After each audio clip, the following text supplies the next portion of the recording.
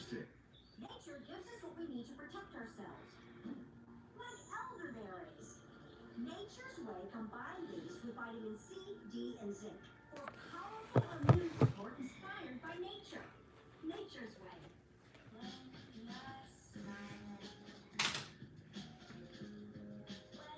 When you take a milkshake, add it to a crispy English muffin, fire roasted poblano peppers, and shredded beef with our rich and buttery hollandaise sauce, you don't just get our handcrafted new Eggs Benedicts on your plate. You get a smile on your plate. New Eggs Benedicts in 4 delicious flavors. Only from IHOP. Download the app and earn free food with every order. Sometimes the career path you chose in the past no longer fits your future. Now you realize you're made of compassion, grit, humility.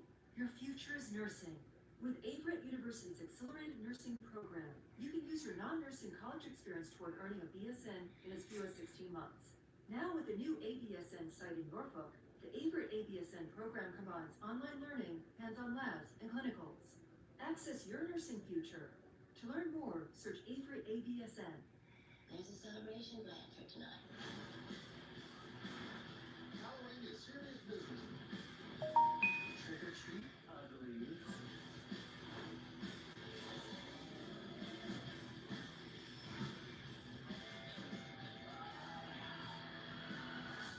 This means war.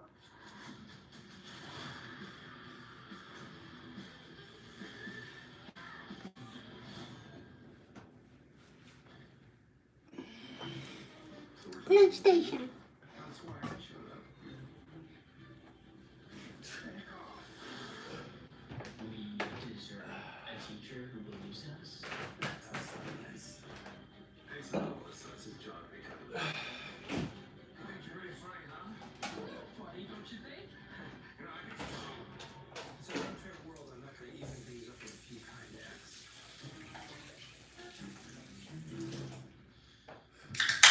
I heard about you.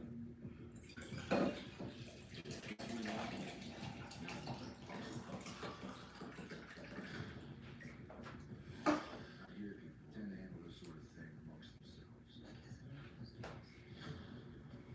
What do you want? What's your comments for? Sometimes I feel like things never change.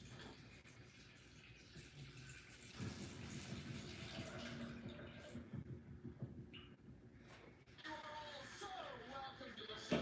If you miss Graham, everyone starts somewhere. And we've got a very early gig. Then you miss Teddy. Now, we haven't sold out. It was an event called the Nashville Rubber Duck Race. It was a little crowded, didn't it? They do look like fans of rubber duck racing. Hey, Graham Wilson Show. Now streaming on C+. By time, and even easier. All right, what's up, y'all? You make the deal yourself. We homegrown today, brother. We chilling out. I'm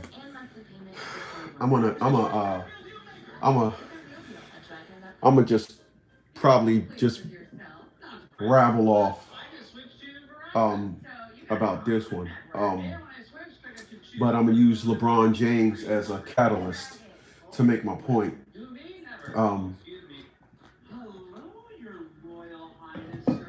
I don't know if you guys are following. Switch and choose the phone you want. Uh, Incredible iPhone 14 on us. I don't know if you guys are following Verizon.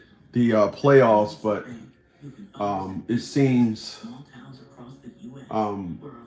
that LeBron James and Anthony Davis are like clicking right now, and I so appreciate that. And I think that Anthony Davis, me personally, I think Anthony Davis is setting out to make a point as well. I think Anthony Davis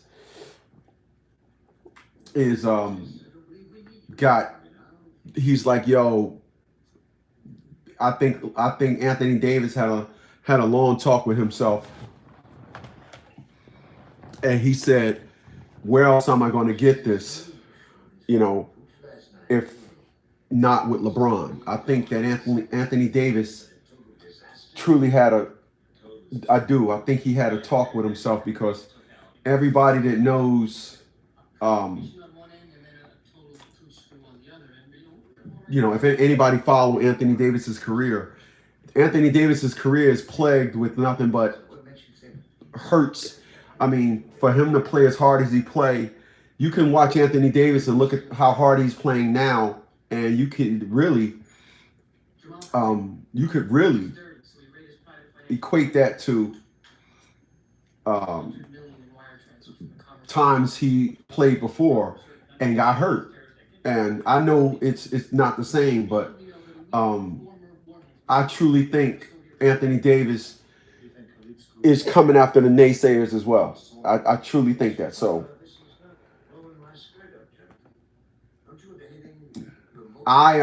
two things. So let me break it down when it comes to sports.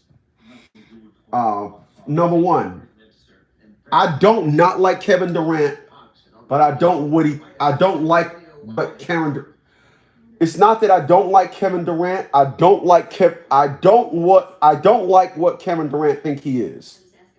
I don't like the fact that Kevin Durant think he's in LeBron James's class. I don't like that. To me, it is amazing how Kevin Durant never carried a team. What I mean by that is Kevin Durant never assembled a team and took them to the finals. He never did that. And the way it looks now, it doesn't look like he's going to get past Denver. They don't look like they're going to get past Denver. They just don't. I don't know if you guys watched that game yesterday. They don't look like they're getting past Denver. Denver was straight toying with them up because last night. And it wasn't even close. It just wasn't. Indicative to the final score, it wasn't even close. All right, so what are we talking about here?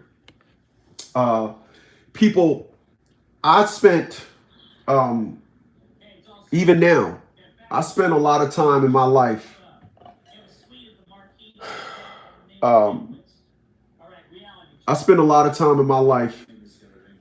even at my age, coming up with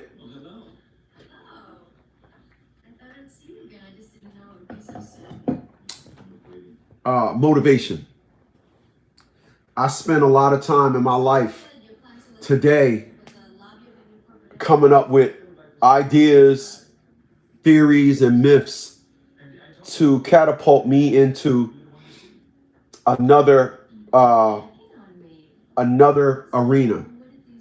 And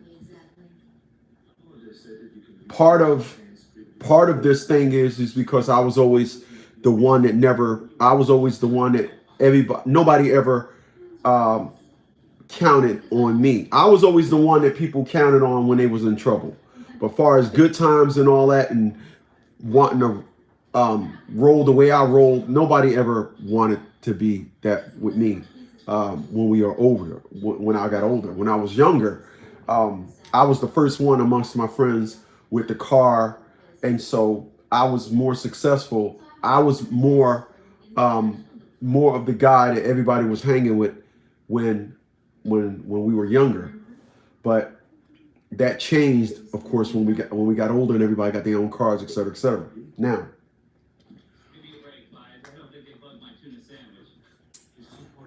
there are individuals that know what I'm talking about, and so I'm gonna say this.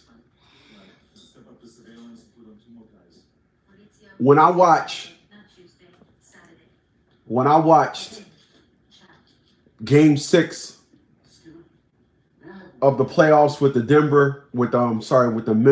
Memphis Grizzlies and the Lakers, when I watched that game, if you watched that game, you knew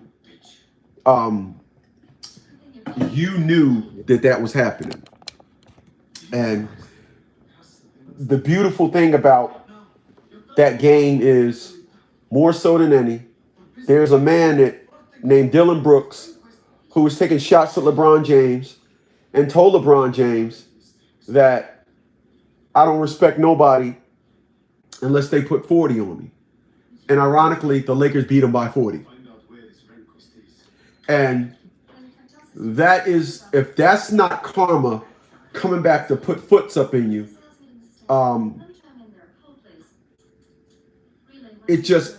Karma just don't exist. If that's not karma saying, oh, so you think that, do you think that talking about LeBron James is, you can do that, or you can, walk with LeBron James in his shoes. If you feel as though you can do that, that was the statement that LeBron James and the Lakers sent to him. They was actually clowning the dude during the game, and I'm glad they were.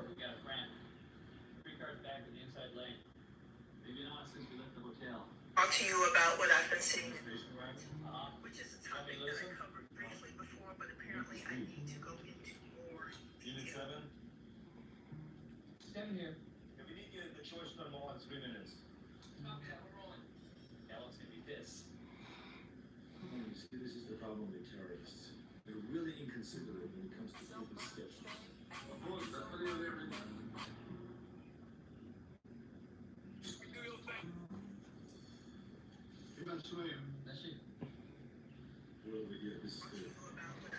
So I posted a video over on TikTok, and a woman just responded. It's sad that woman would stoop that low. Mom's losing custody because they are lying in court, lying about dad, lying about a number of topics, spreading false narratives, being deceptive, and apparently a lot of women believe that this is the way that they can maintain custody of their child.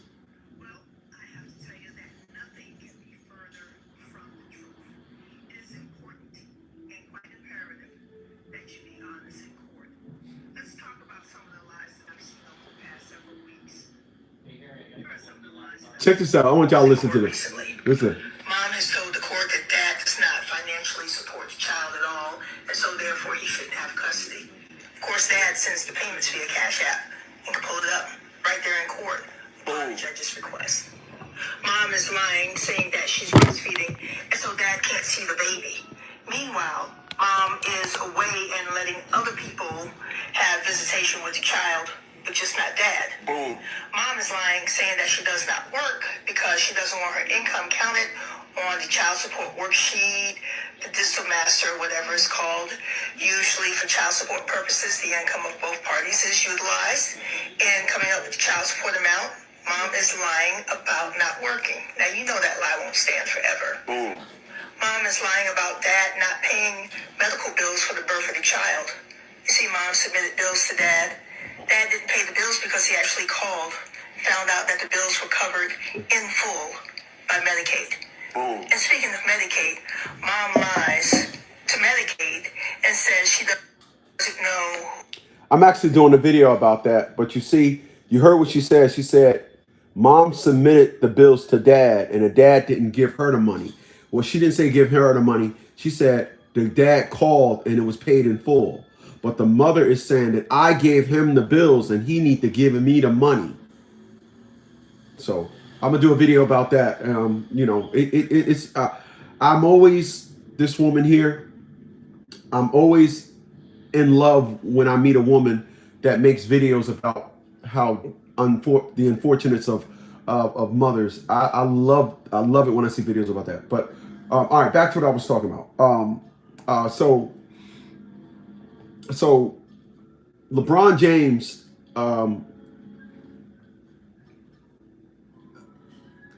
the beautiful thing about LeBron James is he got all the get back that he needed in Game 6. And so if you watch Game 6 with the Lakers and the Grizzlies, if you watch Game 6, there was two things actually going on there. The desperation by the Lakers to close that game out because they did not want to go to a Game 7. I gotta say this. They're too old for a Game 7. All right.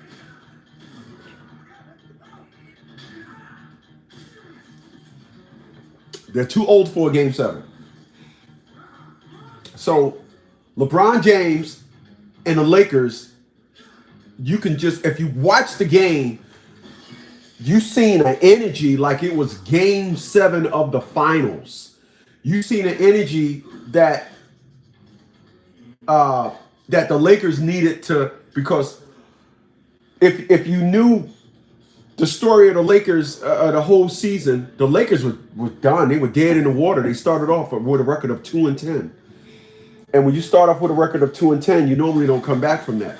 To start a record off at 2-10 and be the number 7 seed, and the 7 seed take out the number 2 seed, that is like yo. So in all actuality, the Lakers have achieved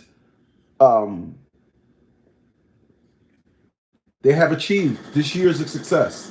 But I want to talk about LeBron James. And I want to talk about LeBron James. People, I'm going to tell y'all something about great too. And LeBron James is great, so it works hand in hand. Great cannot be challenged. It can only be complimented. And the unfortunate thing about great is when you challenge it, great does an excellent job at helping you understand, I'm about to put you in your place. An excellent job.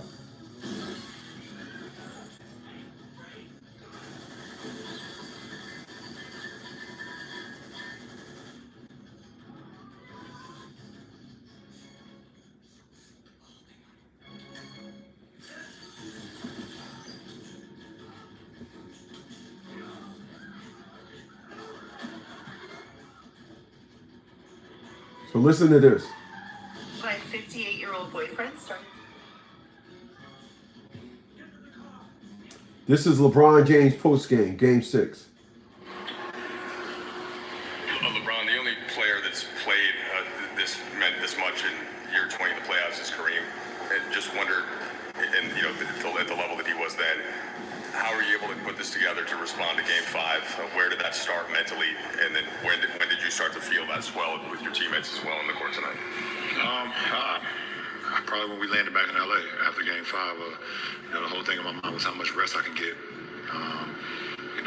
Going from that Game 4 where we spent a lot of energy in that game and then had to leave the very next morning and trying to bounce back to Game 5. It was tough on our whole ball club, including myself. And from the moment that we landed here after Game 5, all I was thinking about was just trying to sleep as much as I could, rest as much as I could, make sure my body was get my treatment and my rehab and things of that nature, but staying off my feet as much as possible coming into tonight. And felt pretty good when I woke up this morning. I felt excellent actually this morning, and reason I was here so early too. But it was a good bounce back for us, big time game for us, and we fed off our fans once again, and it's great for us to be able to give back to them like they gave to us tonight. If we can keep our questions to one, please, so I can try and get as many people questions as possible, that would be great. We'll go with Dave. LeBron, over here on the side, we know the rigors of the job can sometimes be tiring. 40 plus minutes, the travel woes, all they alike, and sometimes your opponents may key in on that as they view you. How does the game of basketball keep you young? Well, obviously as I get older, I'm playing with much younger guys. I think my boys keep me young, meaning my sons, they keep me young. So, usually before games, I watch a lot of film on the opponent. But my son Bryce actually had an AAU game, an EYBL game in Phoenix tonight. So up until probably about 45 minutes on the clock, I was watching his game. Wow. And watching him going out there and performing and wow. seeing him play, that kind of inspired me as well. I missed that in life. Kept me young tonight. Hey, wow. Bron. Obviously, you guys wanted to treat tonight like a Game 7. In what specific ways did you do that, and how did you instill that mentality down through the team? No, it was definitely a Game 7 mentality for us. No, that's right. Got them little fuckers out of there. Understood that we had an opportunity pleasure to play in front of our fans, and we want to try to end it tonight. We came out with a disposition, with a next play mentality, and even when we made mistakes, we brushed it off right away and moved on to the next play. So I just think from the start of the game, we were just locked in on our game plan, and all the way till the final seconds of the game. LeBron, when you signed with this team in 2018, you talked about moments and stuff like that and the opportunity to have these special moments here, but all sorts of circumstances kept a lot of those from happening, injuries, COVID, no crowds, etc. Was there any moment tonight that stood out to you as like, this is why you wanted to be a Laker? I just wanted to be a part of a historical franchise when I decided to come here and be able to just change the narrative of what the franchise has been going through before I got here for a few years. Obviously this franchise is known for winning championships and winning big and playing in big games and being a part of the postseason and the fans coming out and having an opportunity to be a part of that. So, tonight is another moment that I've always envisioned. And when I became part of this franchise, and like you said, because of circumstances, things of that nature, COVID, and injuries and things of that nature, we haven't had many postseason games with a full capacity season, or full capacity stadium. So far we've had 3, and they've been electric in this postseason, and we hope to continue that in the next round. Johan. LeBron, how dominant was AD defensively during this series? I think he was AD.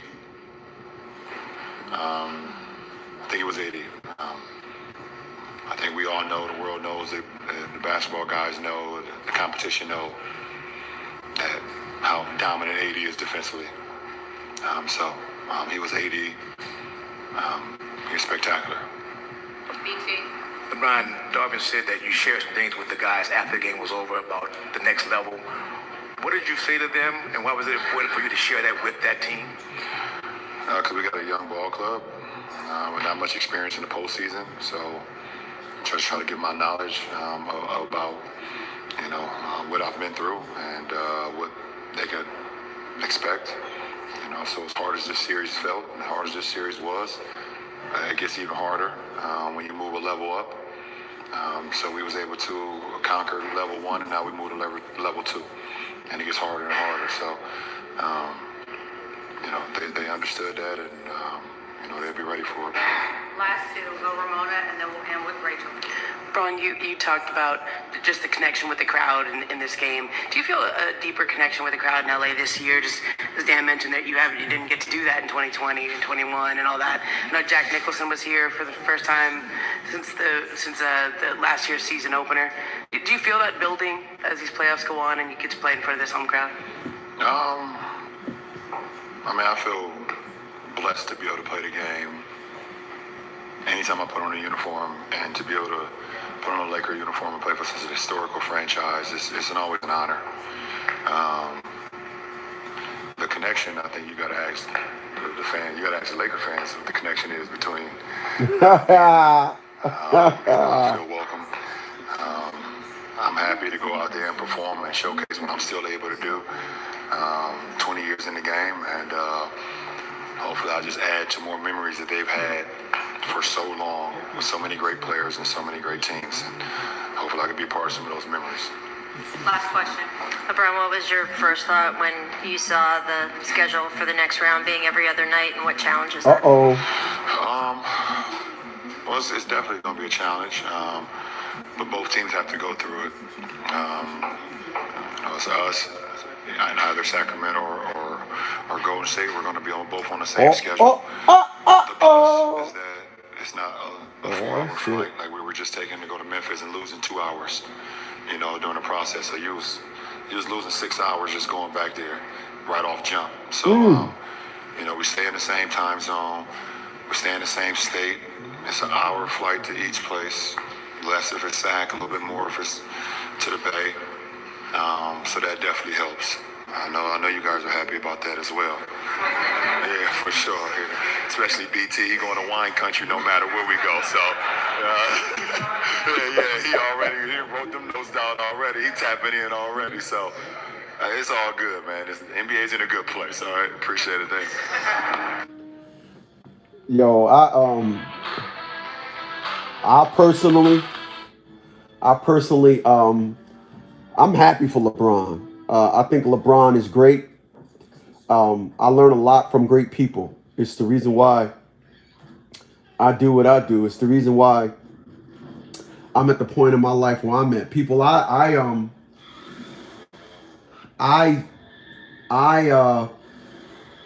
learning how to calm down. I'm learning how to relax. I'm learning how to. Where the fuck is the remote?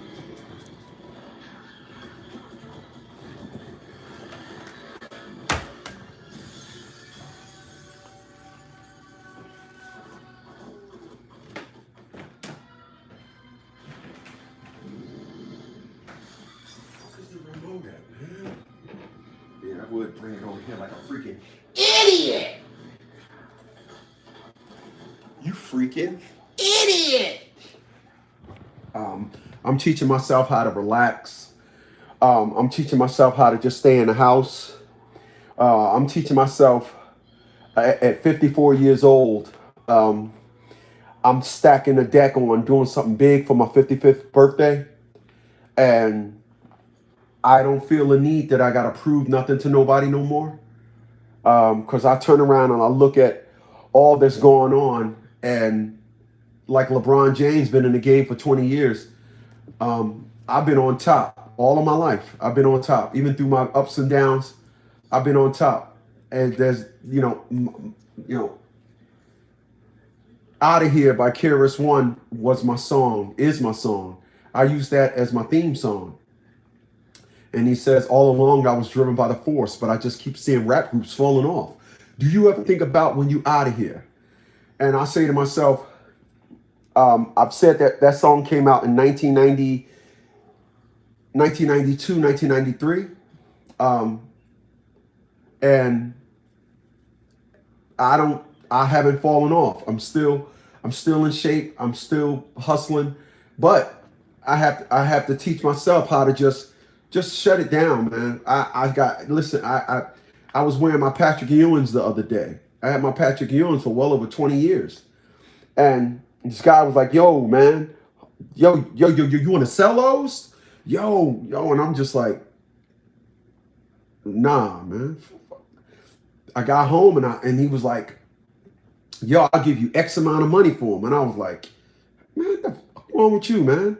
This is the guy at the store down the street from the studio.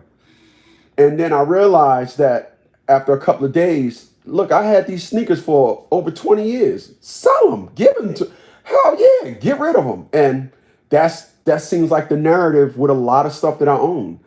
All the cars that I own, I feel like just going down to just 2 cars or 3 cars. And even in saying that, Muggs can't say that. I got a great life, and I'm learning how to just say, you know what, man, I'm just gonna stay home today. Yo, I'm not gonna do nothing today. Yo, I'm not even gonna move today. I'm gonna do everything online. I'm gonna do everything from home, and it feels good. It really do. It feels good. It feels good to be like that. And I learned how to stay on top by looking at various arenas of people that's on top. Pay attention to Howard Stern. Howard Stern is on top. Colin Cowherd is on top.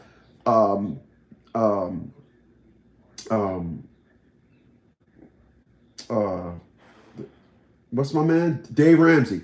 Dave Ramsey is on top. LeBron James is on top. I just keep paying attention to people that's on top. And when you pay attention to people that's on top, you learn from people that's on top. And,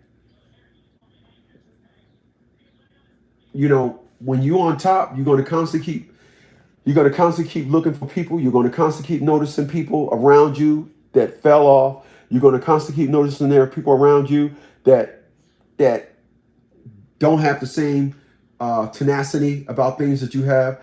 You're going to notice there are people around you that all they want to do is just have fun and be about that leisure life. And leisure is where lackadaisy is leisure is a success killer. It kills you. And I didn't go through my life, and I didn't go through my life on some leisure stuff all the time. I went through my life with work ethics. Therefore, I remain great. And that's one of the reasons why I realize I'm gonna be by myself for the rest of my life, and I'm okay with that. I'm cool with that. I'm not gonna run around here and act like nobody owe me nothing, because honestly, you're not in my. The average person, when I meet a woman, she's not in my arena anyway. She done lived a life where a lot of dudes told her ass was big, or she's this and that, and she's wired to only accept. She need that dopamine hit of all the nonsense. And for that, we ain't never gonna work.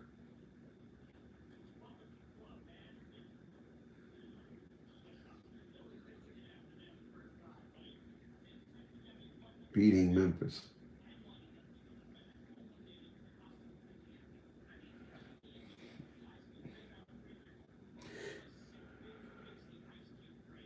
Do you love boating?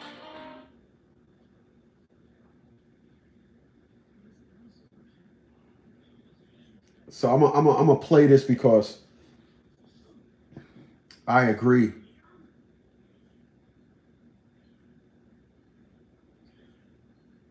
I agree. So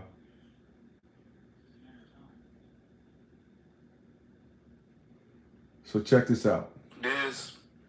He got paid last summer. For that, Jaren got paid. You're next up on the clock. It sounds like the Grizzlies are, prioritizing getting that done with you. How important is it for you to get that done this summer, I guess, before next season? Until the pen touches the paper, nothing's really in stone. But I'm super excited. Hopefully be able to get something done this summer. This is the exit interview. And I'm curious. I'm curious to see. Let me see if I can find Ja Morant exit interview. Let me see if I can find it. I'm interested in to see what the hell he got to say after Ja Morant saying that they ain't scared of nobody in the West. They ain't worried about nobody in the West. And that is the number one issue with the Memphis Grizzlies. They ain't did nothing. They all this bark. And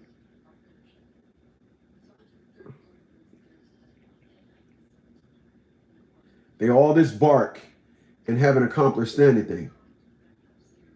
Ja Morant exit interview. Oh, let me see.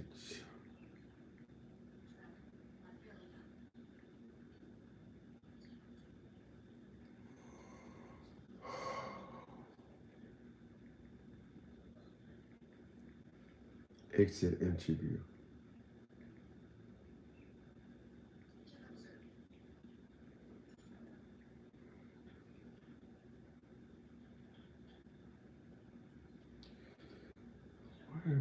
Why didn't it come out? Did I spell his name right?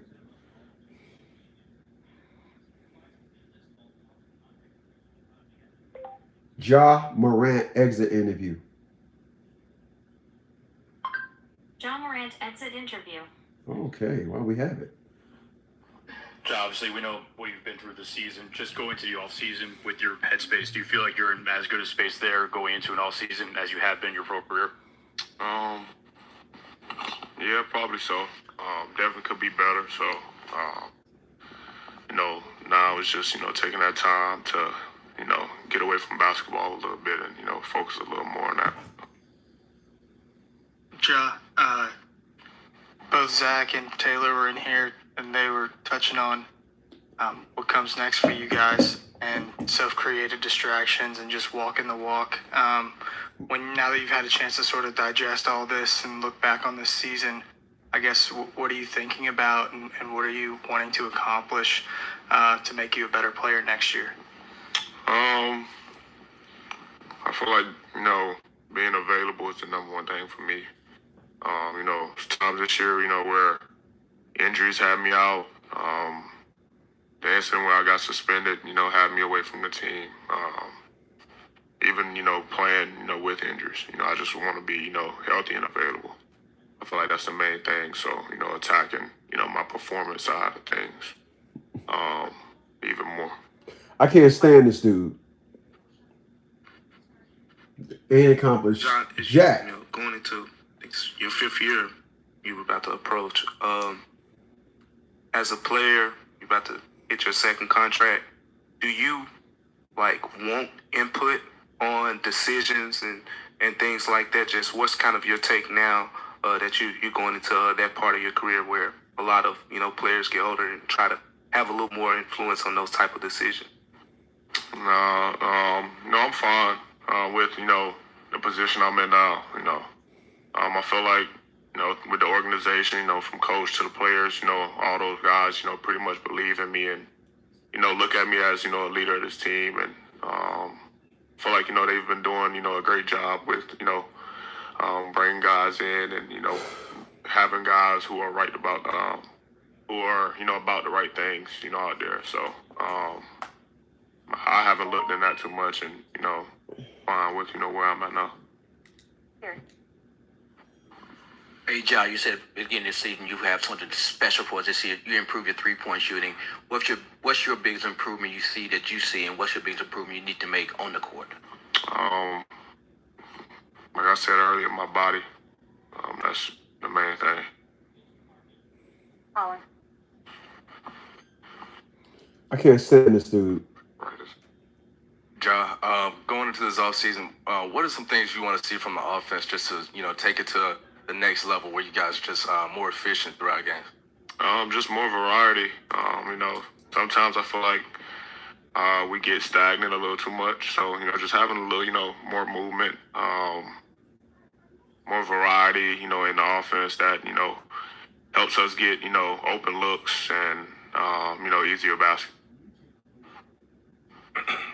Ja, every year you've talked about in this exit interview process what the team can learn from getting to the second round and taking the next step. And what can you guys learn as a team collectively with the disappointment, the bitterness, but also knowing that everybody's young, everybody can get back, and you guys still believe in this core?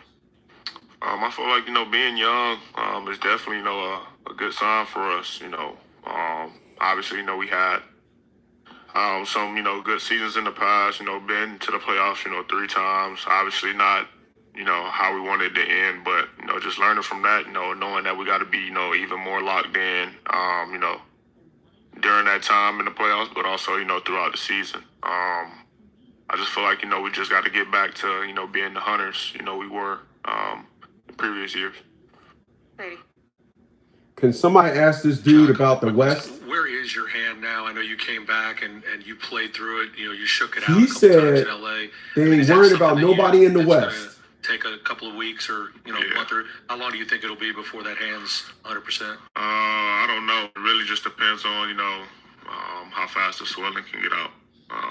Pretty much it. But I got time now where I can step away from basketball to allow it to heal fully. So and you're 48 hours removed from the season coming to an end. The way that it ended with the do you allow yourself to wonder what if Steve-O's not hurt or Luke's not hurt or what this team might have done as you sit here now? Do you allow yourself to wonder what if, or it just is what it is? Yeah, I feel like everybody pretty much on the team, the organization, probably even our fans, thought about like what it would have been, if we was fully healthy. Obviously, that's how you want to play, but it's some things, you really, we couldn't avoid, injuries suck. It's, sad that, we had, guys, who were hurt. But I feel like, with what we had, we could have, won. We didn't, come to play most games and, Here's a guy that's so delusional about what actually happened and why they ain't beat the Lakers. He is so delusional as to the narrative of you don't give an opposing team billboard material. You don't Dylan Brooks poke the bear. and he will not be on that team next year. He won't. He is the other side of the coin of a Draymond Green, but he he think that narrative of being the bad boy of the team, not respecting anybody, and then can't own up to nothing. He think that that's what's really going. What the team accepts that. The team likes that. If anybody that watched Game 6 of the Memphis Grizzlies and the Los Angeles Lakers, if you watched that game, you was watching that game like, what the fuck is going on with the Lakers? I mean, they was all over them dudes. It was like, don't even try to shoot the damn ball. If the camera had one Memphis Grizzly in the frame and he cocked his hand back before he went like that, 5 red jerseys attacked him. They wasn't getting nothing off. They wasn't getting nothing off. This guy lying to himself. Dylan Brooks will not be with that team next year. I promise you. The Lakers took advantage of that. Oh, hold on. We just still talking shit. We had, guys, who were hurt. But I felt like, with what we had, we could have, won. We didn't, come to play most games, and the Lakers took advantage of that. So they didn't come to play. Ain't that what you're doing? You're playing basketball. So not the injuries. The injuries ain't why they lost. They just didn't come to play. Yeah. What team does that? What team says this after 6 games in a 6-game series? Who says that? Taylor was just talking about how next season wants to see more walk the walk as opposed to talk the talk and walk the walk. Is that an approach you've already? Taylor was just talking about how next season wants to see more walk the walk as opposed to talk the talk and walk the walk. Is that an approach you've already tried to implement since coming back? I noticed, at least in this setting, we haven't seen really any trash talk from you since coming back. Just to be clear, these were the guys that were saying we ain't worrying about nobody in the West, but yet you got ousted by the 7th seed in the playoffs. You're the number 2 seed. So he's asking them, and he's trying to cover it up. He's trying to put a lot of backspin on it. It's a lot of walk the walk, talk the talk. Notice he said me and somebody else was talking about it, not him. No, it was him, not me. Walk the walk instead of to talk the talk, walk the walk. No, because they don't do that. So I'm curious to see what this idiot is going to say. Yeah, that's what I said. Pretty much when I got back, that I wasn't. Already tried to implement since coming back. I noticed, at least in this setting, we haven't seen really any trash talk from you since coming back. Yeah, that's what I said. Pretty much when I got back, that I wasn't, talking about nothing anymore, engaging in, anything. So yeah, but like that was, more for me. But if I do it, the team, probably won't do it either. So I feel like that's a good thing for us. Really? Dylan Brooks, perhaps? Josh, so Zach and Taylor both, they want to build a formidable system around you and Dez and Jaren while also empowering y'all as leaders. Just what have those conversations and the energy around those conversations been like with the added responsibility of being leaders for this team? I feel like, it's pretty much the obvious. Obviously, with, us 3, This dude is a terrible interviewer. Being the charge, but, Coach Zach knows, they've spoken to us, after the game, even today, speaking on, how they're going to challenge us. And, they even said it in front of the team that, we got to be the guys that, lead us with, everything we do, how we work, how we go about things. So it's definitely, something, we embrace and something, we, happy to be a part of, happy to do. And we just got to do it, honestly. just go out and, lead these guys. You just talked about some of the changes you made, changes about talking. Are you proud of yourself? Are you proud of the changes that you've made so far?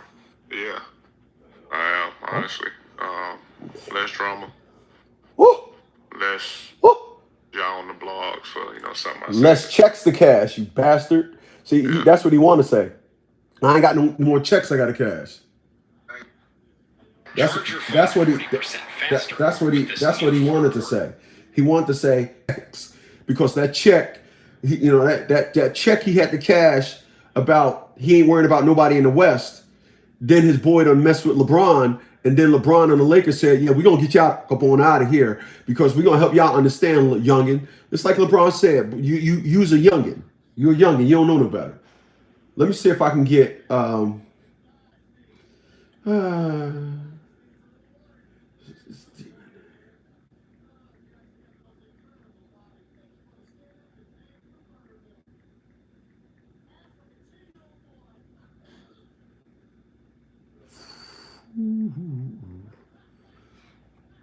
let me see what Stephen A. This is it. Stephen A. Smith admit the Lakers. Just this season, I think it's the LeBron James era in LA. I think if they On a quest for Title 18, but the Grizzlies stand in their way. What exactly, Stephen A., is at stake tonight for the Lakers? Well, for me personally, I think it's not just this season. I think it's the LeBron James era in LA. I think if they find a way to win this series, who knows what the possibilities are. But if you fade and end up letting the Grizzlies come back from a 3-1 deficit, then it shows me something about what you simply don't have anymore collectively. That's right. I agree with and that. as a result, I don't think we'll be talking about the Lakers in this light ever again in the LeBron James era in Los Angeles. That's how important I think this game is, because I don't think they go back to Memphis and win a game 7. I agree. Believe that you surrender the momentum to Ja Morant, Desmond Bane, and those boys, and you go back to Memphis. If you're going to beat Memphis, you have to close them out tonight. I believe you lose tonight, then you'll lose game 7. And if you lose game 7, and we see that y'all have dwindled and y'all have faded and deteriorated, I don't think this crop of Lakers recovers from that. And I think the LeBron James championship era in Los Angeles officially comes to an end. I'm not even going to confine it to LeBron. I was going to say, let's not get carried away. Let's not make this more than it is. And then I watched that feature. I feel really, really fortunate in that I got to watch all of that, starting with Bird and Magic and moving forward, from a courtside seat, the whole thing. And so I know what it means. We know our friend and colleague, Irvin Johnson. Magic has talked about playing a game against a Western Shut up.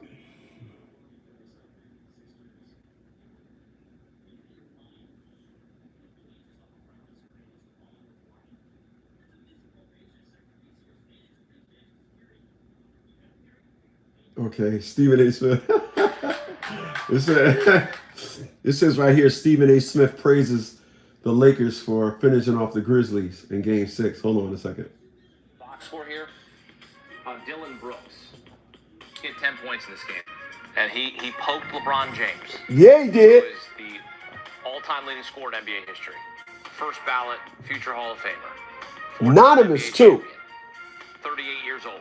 Still playing like he's in his first, he's not playing his first season, but he's in his 20th NBA season. And LeBron James leading the Lakers to a 40-point blowout in a closeout game at home, 125-85. This is a laugher. It was over at halftime. Memphis started this game 7 of 24. 7 of 24. John Morant was 3 of 16. Like, I have never seen a more lackluster performance in a closeout game from NBA. I can't remember. Maybe someone will remind me, but this is embarrassing. I mean, a 40-point blowout? A rout. The Grizzlies' largest playoff loss ever. It's the Lakers' largest playoff win since 2009. They win the title that season. And here we go. Lakers moving on, and the Grizzlies going home. And more welcome in former NBA Coach of the Year, Avery Johnson, as a player helped the Spurs win an NBA Yeah, I remember Avery championship Johnson. in 1999. He coach at Alabama. 40-point blowout for LeBron and the Lakers. How would you describe this game? King James. You poke the bear, you get poked. And LeBron James was sensational. He got to the game, looked like he was out on the court without his iPods or headphones. 4 hours before the game, working on his jump shot. He was ready to go. He said he was going to be ready. His team was ready. They followed his lead. But this was a defensive exhibition by the Los Angeles Lakers, especially the way they contained Ja Morant. 3 for 16 for Morant from the field. Jaren Jackson Jr., they contained him. They just did a sensational job.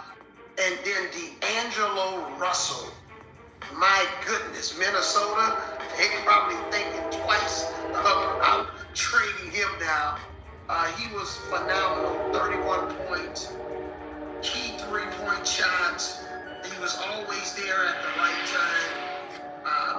The Los Angeles Lakers was just so impressive. Well-balanced effort. LeBron had 16 points at the half. Ja Morant in the backcourt, they were 5 for 17 at the half from shooting. This was a dominant performance by the Los Angeles Lakers. You ever seen a team play like that in a closeout game like the Grizzlies? You ever seen that? And I can't remember the last time I've seen that. And I've watched a lot of basketball. You play a lot of basketball. You've watched a lot of basketball. Coach a lot of basketball.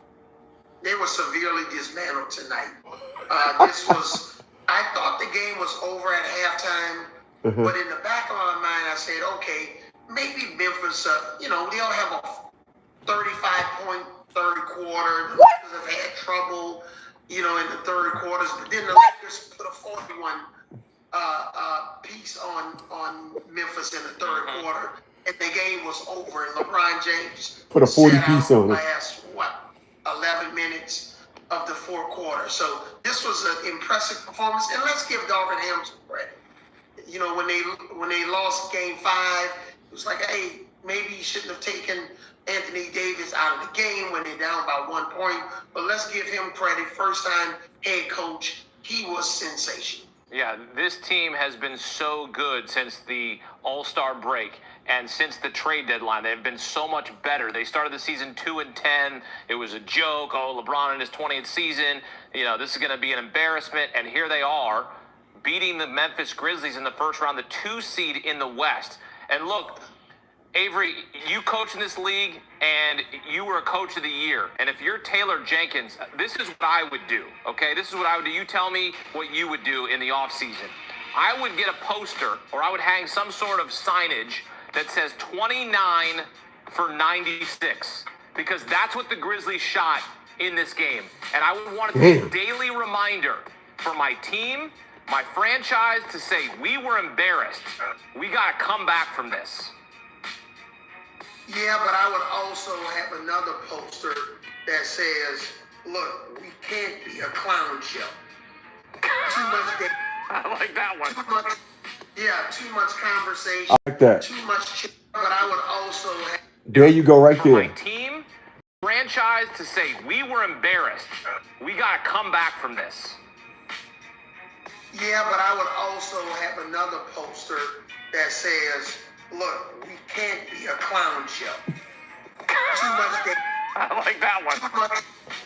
Too much conversation, too much chatter. We need to calm down and grow up as a basketball team. Right. We dancing before the game. We're talking during the game.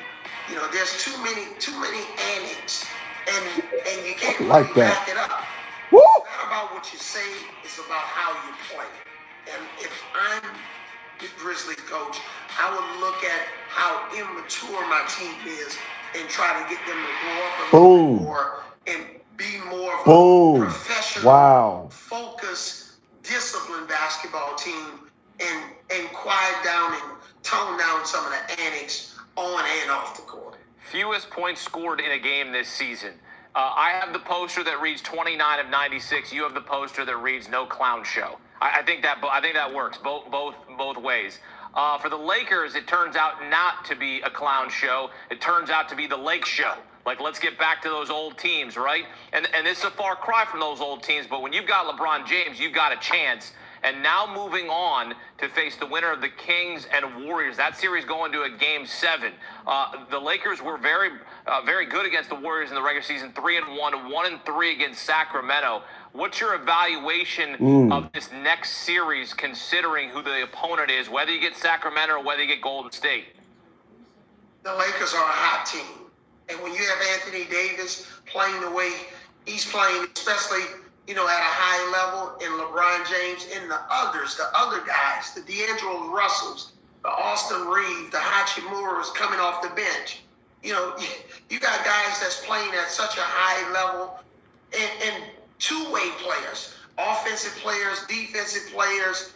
They're guys that complement LeBron James, that can spread the floor. Man, what a masterful job the Lakers have done in their entire front office at turning over this roster and getting LeBron James the right complementary pieces. So whomever they play in the next round, whether it's the Warriors or the Kings, I'm taking the Lakers. Ooh. King James. Ooh.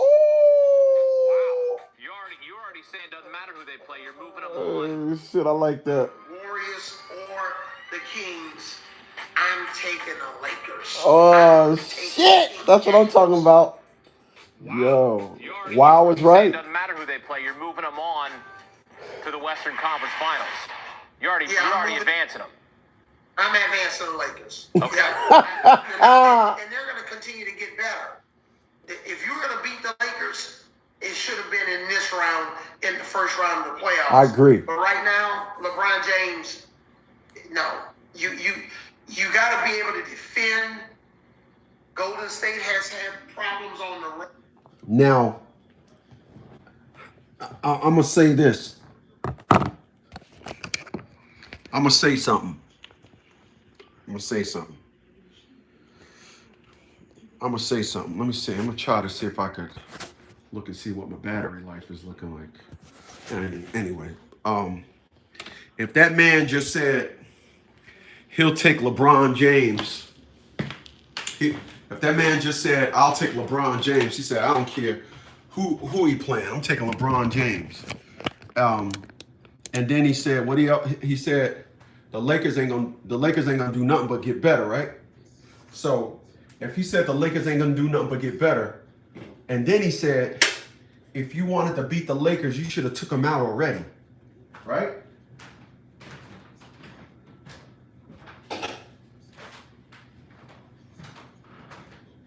So what does that mean?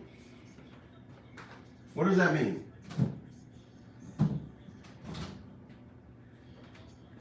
What does that mean? That means something that I always talk about, that I'm talking about now. Greatness.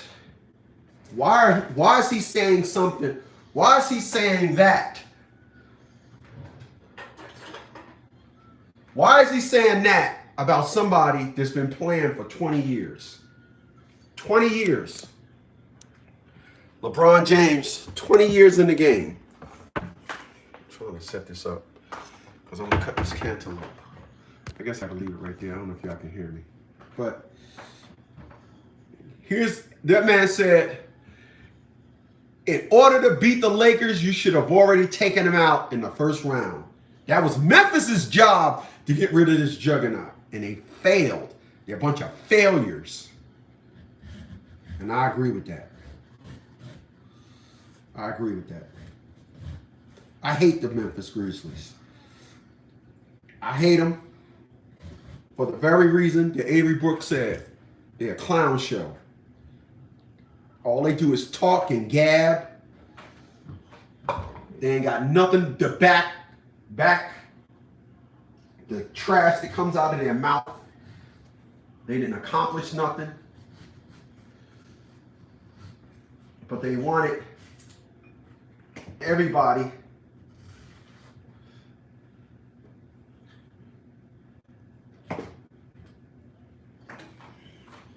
these scallywags wanted everybody to respect them like they did something, and they ain't did nothing.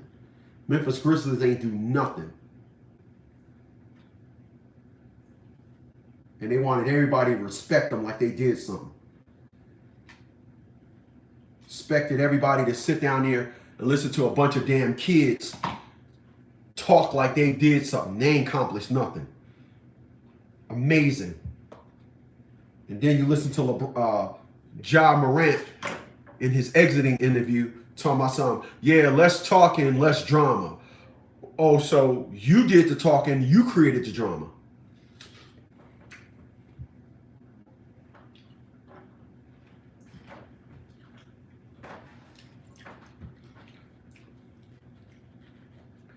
He said, less talking, less drama. Yeah. People, I'm going to tell y'all something.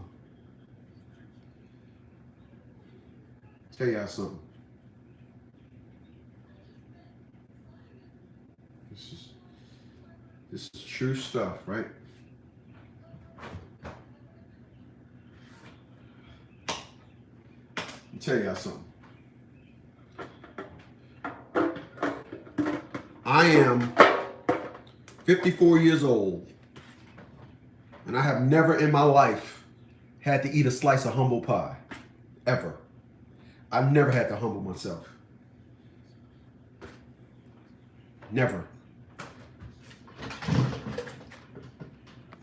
I never had a situation where I was just this cocky individual and it finally got down to something happening, and now it never got down to something happening, and now I'm sitting there looking like, yeah, I ain't gonna do that no more. Yeah, I'm not gonna do that. I mean, I'm sure I had a little cockiness and arrogance when I was a kid and didn't realize the narrative of cocky and arrogance. I'm sure it was then.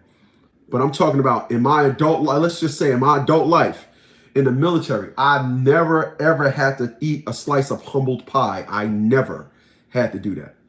And to listen to Ja Morant talking about something, yeah, I ain't talking no more, less drama. Right. Like he act like, see, there's a difference when you're reacting to it. He wasn't reacting to it. He was creating it.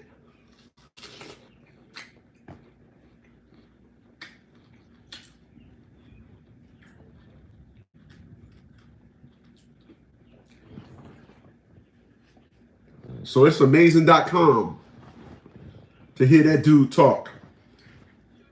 And also, and let's be clear. Let's just be clear. He was talking the way he was talking because they were playing the Lakers. They was talking with confidence like the Lakers is old. We gonna get these guys up out of here. After all, ain't that one of the things that Dylan Brooks said to LeBron James? He an old man. Ain't that what he said? He an old man? Yeah.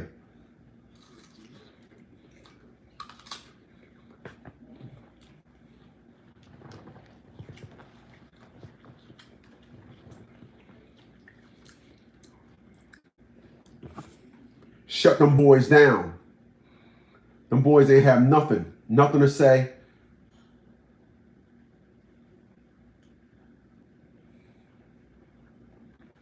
The boys ain't have nothing.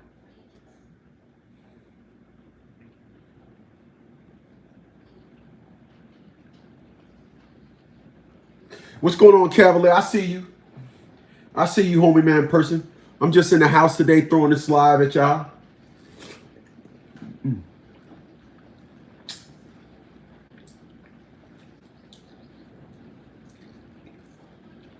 Eating some cantaloupe.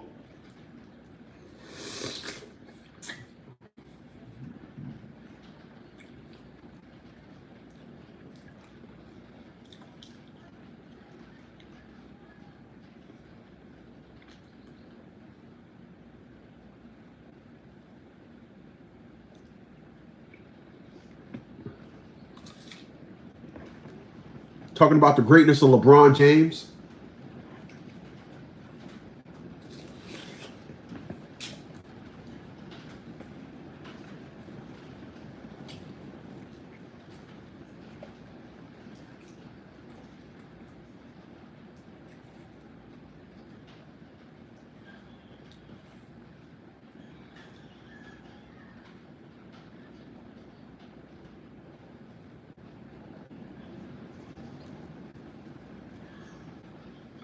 Remember this.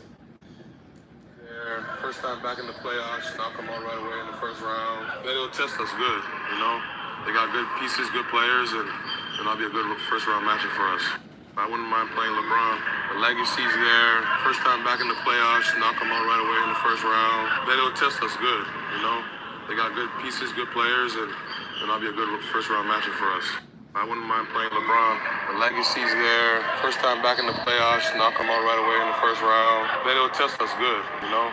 They got good pieces, good players, and ain't nothing worse than a pretty boy that's ugly. He really thought.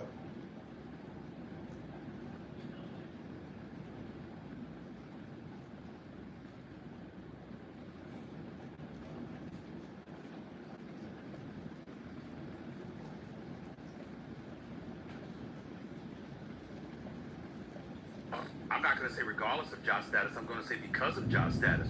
This series is over. As far as I'm concerned, the Lakers are winning this series. I think it's done.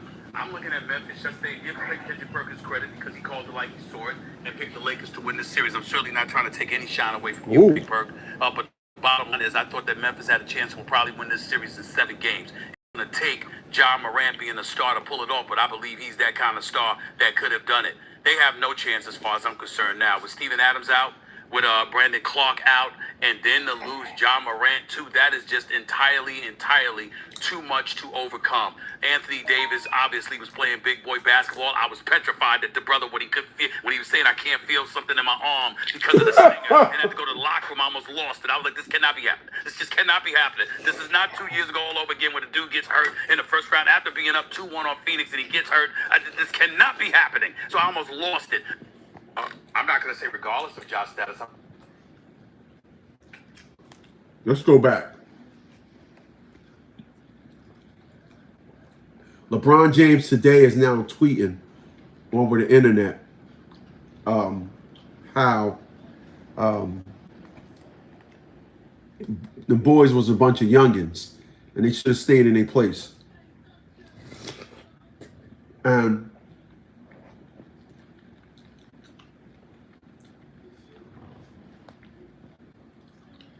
rightfully so. Let me plug this thing back up. And rightfully so. When you decide, you know, you're going to be talking a lot of nonsense, and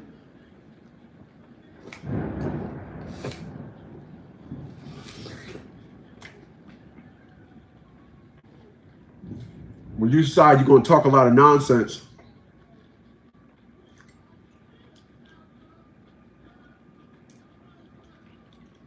and then lose a game, you deserve everything that happens. And for the matter of fact,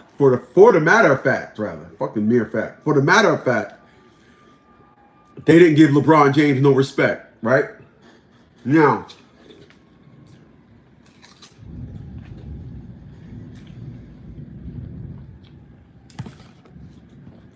I'm gonna go back to something I said earlier.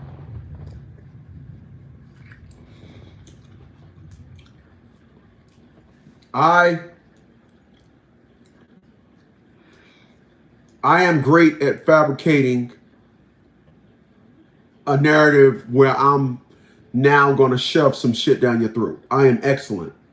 I have, when I brought this house, none of my friends believed that I could buy this house the way I was buying it. I brought this house. I didn't use a realtor. I didn't use an attorney. I did all the litigation myself. You can call it negotiation. I call it litigation, speaking from the legal narrative of it. And because I did all the litigation myself, all the things that the seller had to do had to come through me. I had to okay it.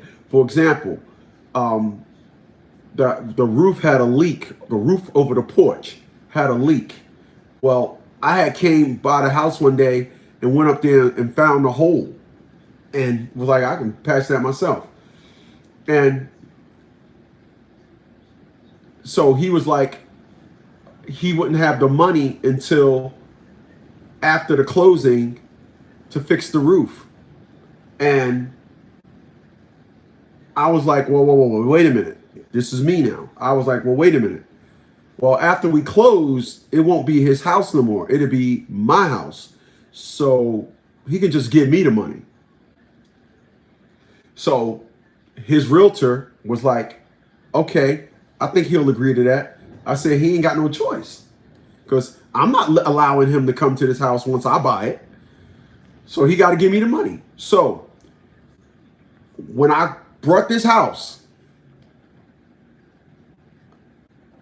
I had to bring $35 to the closing table and walked away with a check for $10,970. You probably remember the story. And then it was like, oh, sweat. So my friends didn't believe in me. They didn't believe in it. And I'm saying to myself, here it is. I'm 52 years old, 51, 52. What have I not done in life to show them otherwise? All I do is show individuals great. What did I do what am I saying now? Is it because the long history of great? Is it my great gonna fall off? Is it simply that and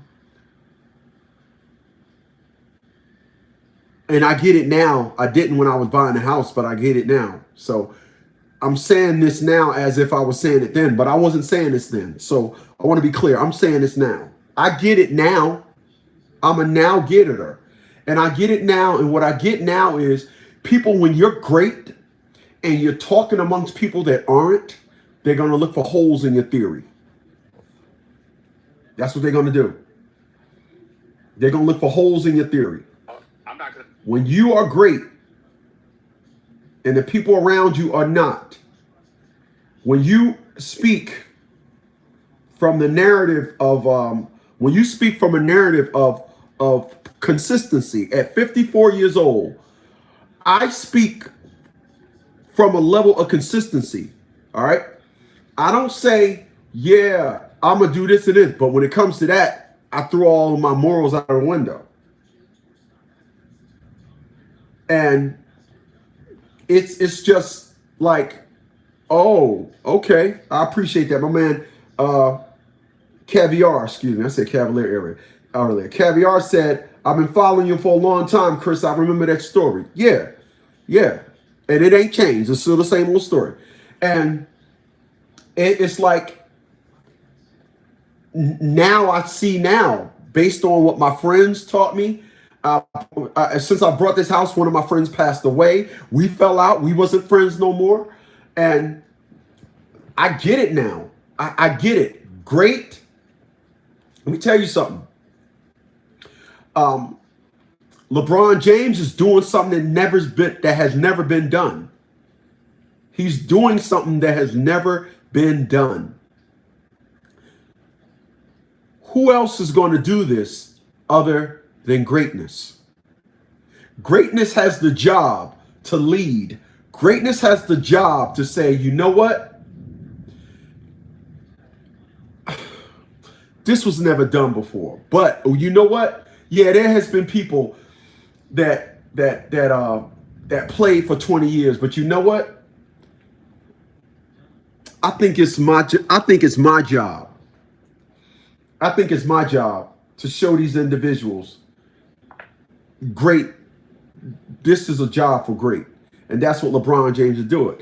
And when you're great, when you're great, you understand these things. That's why I had to realize, why was everything with me so Mitch-Mac with my friends?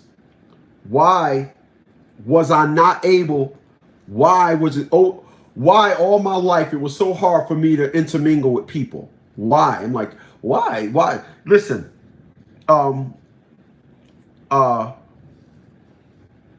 if I ask some of my friends, if I say to them, hey, what makes you so great? They'll say stuff No offense to him, but the unique factor is not there.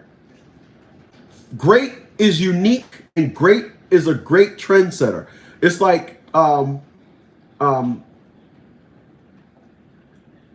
my first car, yo, man.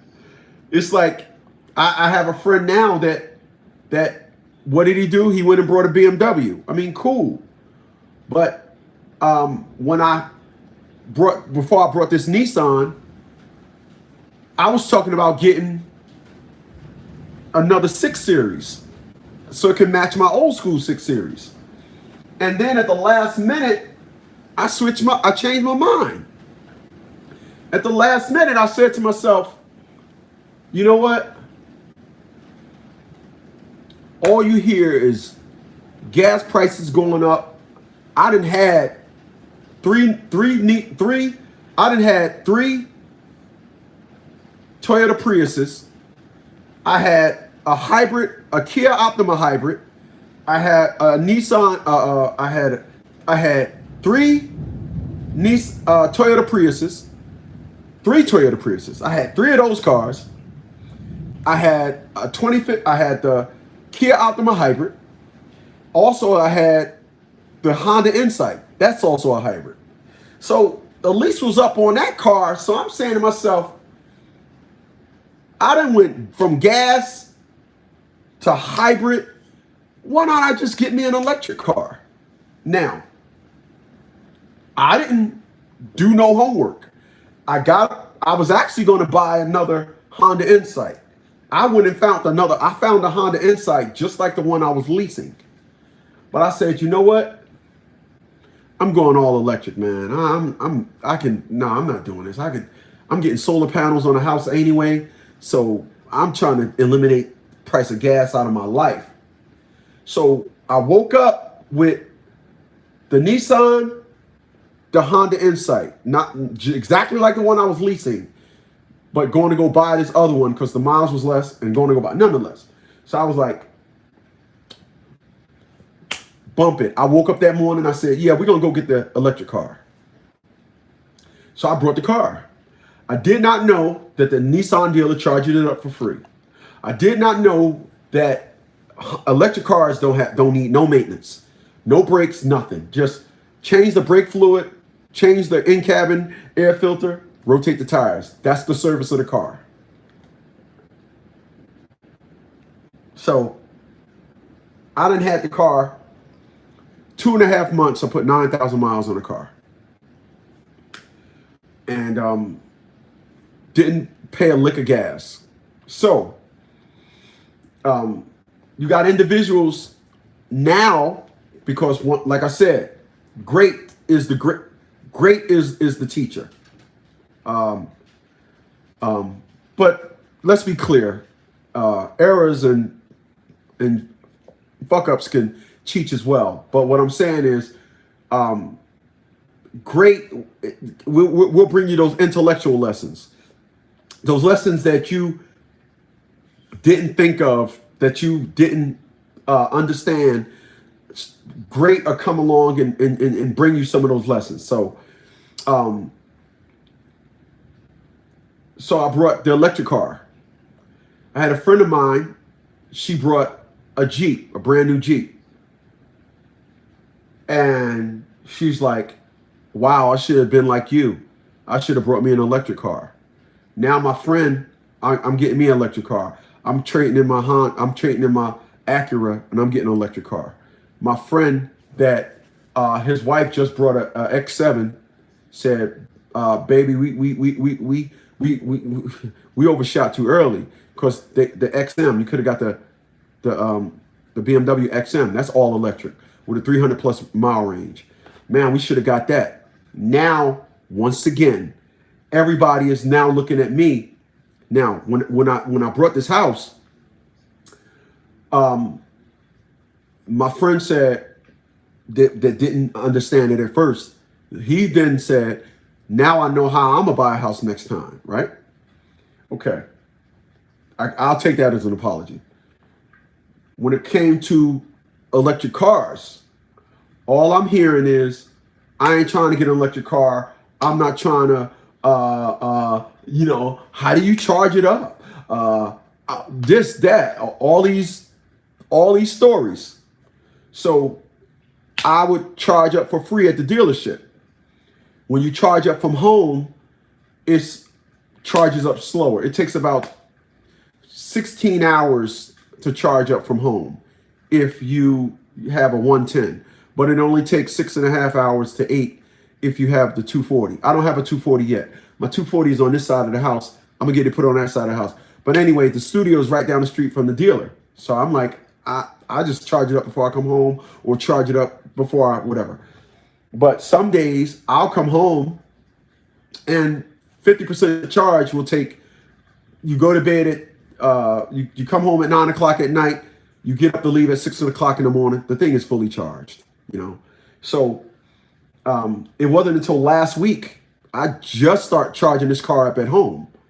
When I started staying home a lot, I said, fuck it. I took the thing out of the case in the back, plugged it up to the house on a 110. Like I said, the 240 is on this side, my driveway is on that side. So I plug it up on a 110, just on the outside. I got a 110 volt, 110 outside. Anyway, I plug it up, come home, plug it up. Do you know how cool it is if I go outside and get in my car right now? I just took it off the charger about 3 hours ago. Do you know how cool it is to just, every time you leave your house in the morning, you look, your battery is full, and you got 155 miles. And these are individuals that said, my friends in them, I will never get, no, electric car, man, how long will it take to charge? It ain't like you, I don't ever drive the thing until it get down to 0. I get home and it's on a 60% charge. I get home and it's on a 74% charge. I never drove the thing down to, when I was going to the dealership, the lowest I got down to was 8. I never got down to 8. I never get down below 30. Once I get down 30, I start getting to a charger. And when I finally get there, it's probably at 25 or whatever. But every morning I leave home, the car was on a full charge. So every morning I leave home, I got 155 miles to use up. If you pulled up to your house in your gas car, can you get up in the morning and you have a full tank of gas? No. But when you're great, you don't wait for everybody else to do it. You don't wait for everybody else to show you. That thing right there on the wall, that's my vacuum cleaner. It's electric. I switched everything to electric. I brought this house in 2020. In 2021, I brought electric lawnmower, electric sawzall, electric leaf blower, the electric weed whacker, but I brought the commercial grade. I can attach all the attachments. I switched everything. My friend, oh man, I'm not trying to do that. 2021. 2022, last year, he switched everything over to electric too. When you're great, you set the trend. I don't need to follow nobody. I don't. And this is what happens when you've been great all your life, and individuals, they waiting for your great flame to burn out. That's what they're waiting for. That's what they're waiting for. They're waiting for your great flame to just be like, psst. They're waiting for your great flame to fizzle out. That's what they're waiting for. When you're great, and all you got to do is stay in your lane. And here's what I mean by that. I had my friend that passed, he told me something, and it was a great analogy. Honestly, nobody has ever came close to this analogy. And he said, Smitty, in order to be great, you got to give up being good. In order to be great, you got to give up being good. But here's the problem. And here's the problem with people. This is why LeBron James rolled the way he rolled. And what I mean by that is, this is why he say, I don't want to go here. I don't want to play here. I want to go there. Oh, he's running around. He's ring chasing, or he's always got to have a super team, this and all that. Look, later for that, because in the end result, it's going to matter if you got the ring or not. Ain't nobody going to say LeBron James, that was the year he teamed up with Dwayne Wade and Chris Bosh. Therefore, no, it's going to say LeBron James. LeBron James, the supporting cast in time will be forgotten. They're not going to be forgotten, but in time, the supporting cast will not be mentioned as much. And you cannot navigate yourself through life saying, you know what? In order for me to be great, I can't do that. No. So, individuals, as I stated, they wait for your great flame to fizz out. And here's the problem. When you look at them and you see that, here's the problem with being great. Loneliness. You and loneliness will be best friends when you're great. Now, if you want some pussy, you want some easy pussy, you got to go back down. You got to bypass good, and you got to go to okay. Because the 3 levels, I'm doing okay, I'm doing good, I'm doing great. All right. Well, you can throw all right in there, but okay, good, and great. All right. All right probably falls under the narrative of okay. So if I want some pussy, if I want to go screw a chick, if I want to go get a nut off, then I could simply just go down a couple of classes, do my little partying, do my little mingling, get my nut off, and then retreat back to my class. But not so fast. When you decide you want to go down to those classes, they know you don't supposed to be there. You don't talk the same. You don't move the same. You know, one time I seen this girl I was dating. As a matter of fact, last year I was driving for this company called Metropolitan, driving an 18-wheeler, and it was my last day. I said I'm quitting today. So what I did was I went up to the Pocono Mountains. I mean, after all, that there was right up Route 80 West from the Poconos. And I was like, you know what? I'm going to just spend the day and check out things up here. And that's what I did. I drove around. I was like, wow. I drove around. I was like, wow, it's look different up here, right? And I went to Walmart. And I seen a girl that I used to date. As a matter of fact, I seen Crystal Holman's sister. And I seen her in there. She was like, oh, wow. Oh, my God. And then she and I could tell when she was looking at me, she was like, damn. So I would be talking to her and I'd be like, if she's straight ahead, I'll be looking at her and I'll be like, yeah. Then I'll jerk back and look at her. Yeah, such. Oh, for real? Yeah. Then I'll just be looking around. And I know she probably was saying to herself, damn, what is he looking at? But I'm saying to myself, it's like, that's the cool swag that I got with me as far as just while you talking, I'm just looking around like, yeah. Like I'm playing, I hear you, but yeah. And I'm sure she went back and told Crystal, I seen Chris. He still look good. I seen Chris. Damn. And that's how it is. Because I'm great. That's why I love LeBron James. I love the fact that he got his wife. You don't hear nothing about him. He don't do no trouble. He just like, nope, I'm not going to be that dude. And it's amazing how these women of color claim that we don't exist. But I look at individuals that are great and they have a small circle of friends, number one. Number two, we don't dibble and dabble in nigga life. And this is why I look at a lot of my friends and I look at all the issues that they go. You know what I tell my friends? I tell my friends, you will not ever have a problem with people in your class. Never. You won't ever. You will never have a problem with another great person. A good person, a person that's doing good won't have a problem with a person doing good. They'll have a problem with people doing okay. The lowest class of people are the ones with the most drama in their life, and their morals is not attached to their actions. They're not.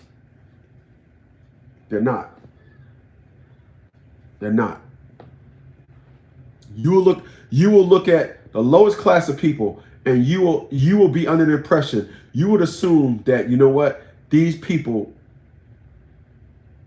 are until stuff start happening. Then you'll be like, oh snap. That's what you hear when you hear a lot of people in the black community. In the black community, the biggest problem that we have is we don't match. We don't match. We hook up with people we don't match with. Somebody that's doing good, hooking up with somebody that's struggling. Yeah, that's a class, struggling. They're struggling. So if you're struggling, your morals is straight out the window. You trying to survive. You're trying to survive. You like, okay.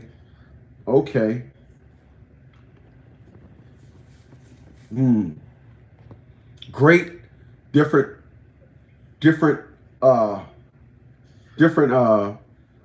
camaraderie when you great. When you great, you understand. When you great, you ain't sitting down there saying, oh, so why you act, when you doing great, you ain't ever got to tell a chick, yo, why you acting like that? You ain't got to do that. You ain't got to do that. You know, I told my friend, I said, by the end of the year, I'm gonna be doing things like I'd rather book a prostitute, a porn star rather. I'd rather call a porn star, you know, call a porn star, be like, yo, I want to book you for the weekend, blah, blah, blah, blah, blah.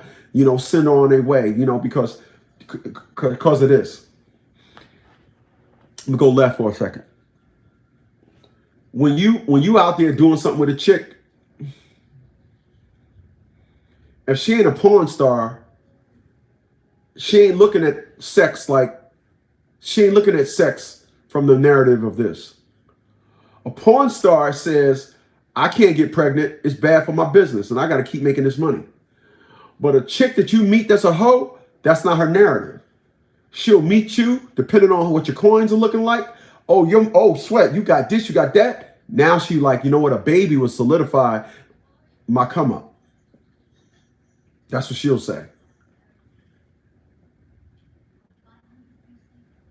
Yep. She'll be like, a baby will solidify my come up.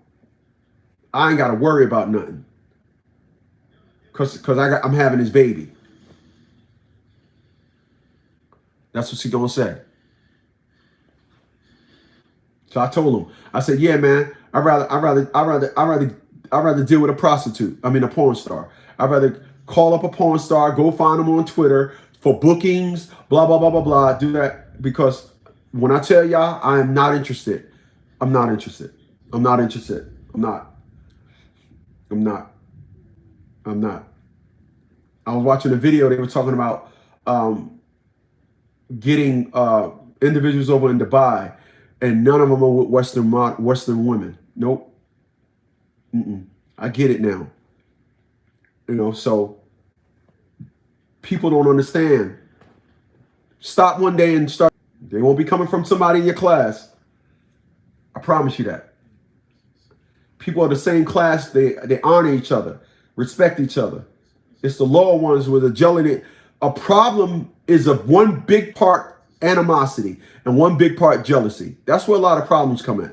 And a person that's on your level ain't jealous of you and don't have animosity towards you. They don't. They don't.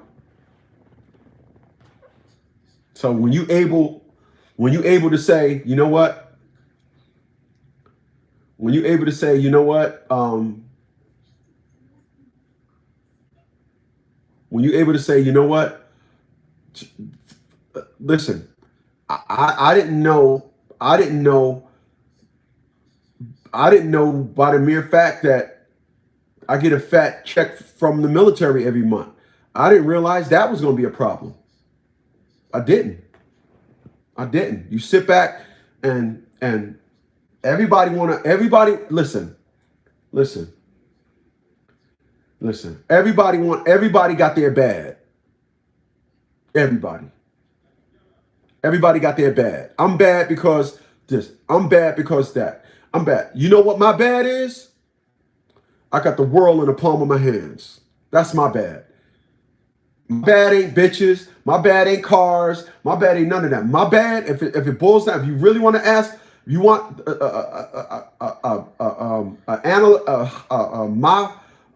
my synopsis of my bad, I got the world in the palm of my hands. I can wake up in the morning and say, I'm staying home today. Okay, I got to go over to the studio. Okay, I got to do this today. If I want to stop working, you know what? Shut everything down. I'm good. I'm good. I'm good. And dig this. Dig this. You're going to love this. You know how many individuals I had to tell, your life is designed for you specifically. Let me tell you what I mean by that. My house ain't real big. But I have an individual who ask me twice, what if you get married and have kids? I said, well, if I get married and have kids, then I'll buy another house, because this house, I brought it for who and where I was at the time of my life when I brought it. I did not buy this house based on no future predictions. I did not buy this house. I was looking at this house. And I was looking at this house, 1,281 square feet, this house. And I was looking at another house, 2,300 square feet. The kitchen was like damn near half the size of this house. I'm like, no. And long story short, I got a $754 a month mortgage. If I would have brought that house, my mortgage would have been like $1,600. We ain't doing that.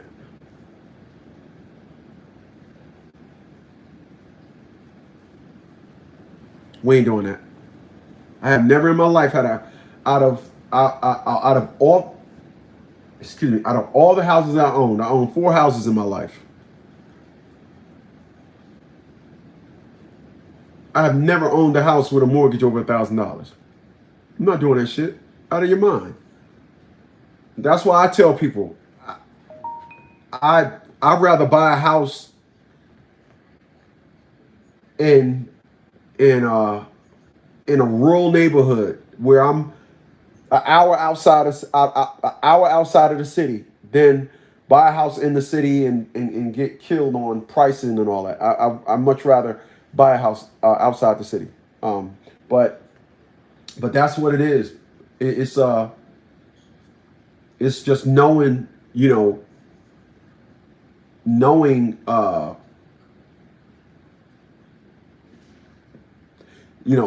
where you at, knowing where you are, knowing where you stand, knowing the people that you're dealing with, understanding the people that you're dealing with, the cycle of the people that you're dealing with, the mentality of the people that you're dealing with. When you know all that, you'll be all right. Dylan Brooks didn't get that memo. Dylan Brooks, see, if Dylan Brooks would have just said, I compliment you, King, great career, this and all that, his thing, I don't respect nobody unless they put 40 on me. Well, they won by 40. In addition to that, in the third quarter, they put 40 on you. So they won by 40, and in one quarter of the game, they scored 40. That's just too many damn 40s. That is... Hold on. What's the matter, Quattro? What are you doing? What are you doing? What are you doing? Want to go outside? Because it's... It's raining, little buddy. Good doggy. Yeah, good doggy, Quattro. It's raining, little buddy. It's raining. All Dylan Brooks had to say was, you the man.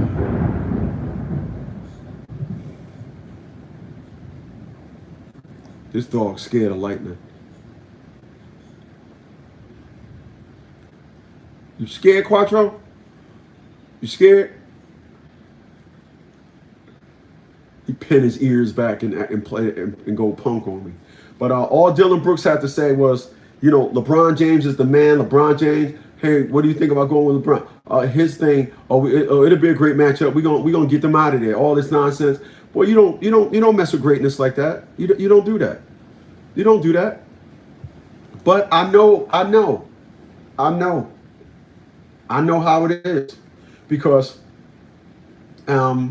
listen, when I was in the military, my greatness was acknowledged.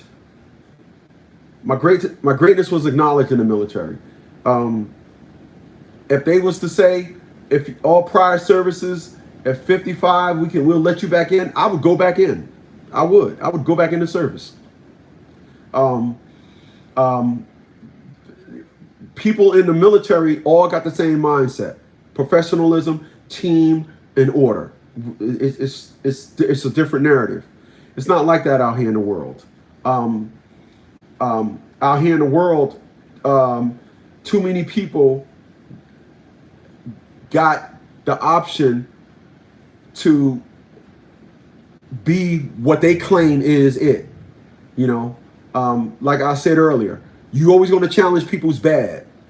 You know, and that's one thing. One of the reasons why I realized I gotta get my ass out of Virginia. I just got to get out of here. Either get out of here or move to somewhere where there's a different like DC. Go somewhere where they'll buy me as like a $750,000 house. I ain't trying to do that, but I'm saying I got to go somewhere like that, or get back out to a rural neighborhood or something, because when you're around, and it ain't this block, it ain't where I live at right now. I'm just talking specifically around people. When you go out and about, just being around these people, it's different. Meaning, Virginia. Let's say it like this. I told y'all before. When you seen the movie Notorious, and they showed them 15-year-old little kids with knots of money, that's how it is up north where I'm from. Down here, 15-year-old kids play with tires. They still sucking on their mama titty. It's a different. That's why. Listen, I was watching yesterday. I was watching Grown Up Hip Hop, and I was looking at JoJo from KC from JoJo from Jodeci. I was looking at JoJo, his daughter, and everything, and then they show her looking at him via a live stream, and then they was like her mother started dating Lazy Bone of Bones Thugs and Harmony, and she was like, "But what about my daddy?" Which is JoJo from Jodeci.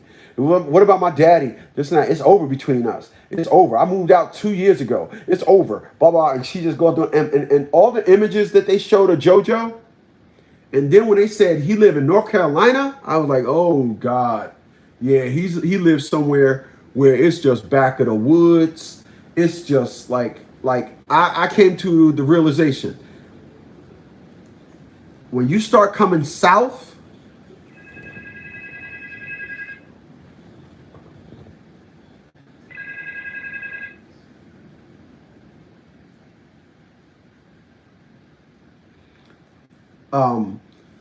when you start coming south, people's narratives and mindsets are different. It ain't like it is up north where I'm from. People's mindsets are different. Down here, people are like I got me a Hyundai, I'm good. Like I got my little job. I work at Walmart. I'm good. I got my little apron. I got my little Walmart vest. I got my name tag. I'm good. And I'm like, what? My man Cavalier said, Chris, a few years ago when you bought your house, a few years ago. Oh, yeah. The font on that is too small. Let me see if I can.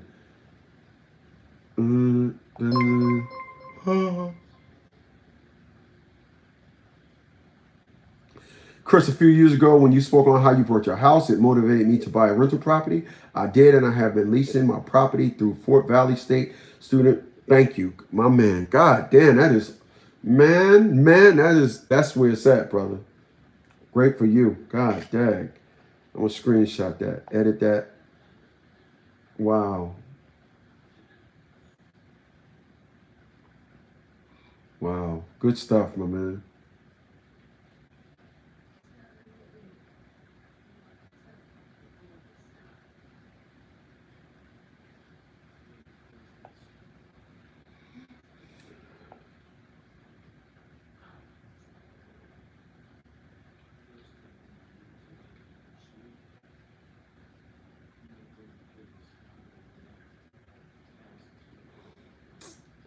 Are you serious, man?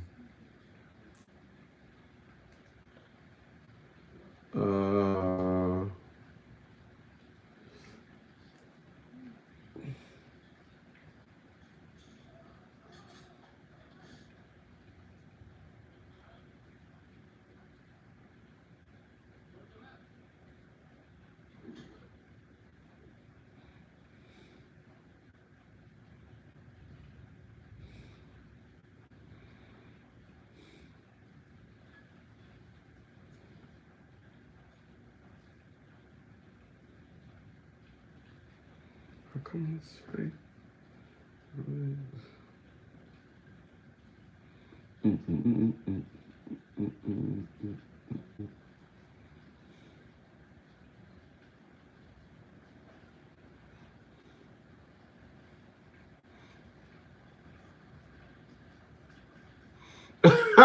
My man.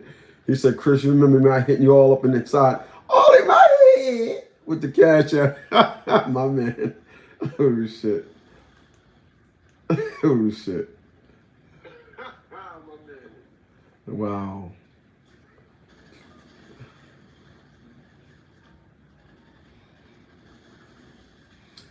I'm watching this movie, True Lies, with Arnold Schwarzenegger and Jamie Lee Curtis. You know what I like to do on Sundays when it's gloomy days like this? I like to just watch these old movies, man. I just love these old movies. Movies from the 90s, man. I've watched them all day.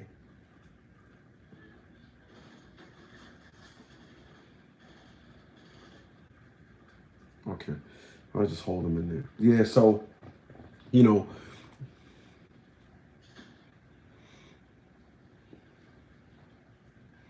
so, but I appreciate that, man. You know, I really do. You know, listen, man,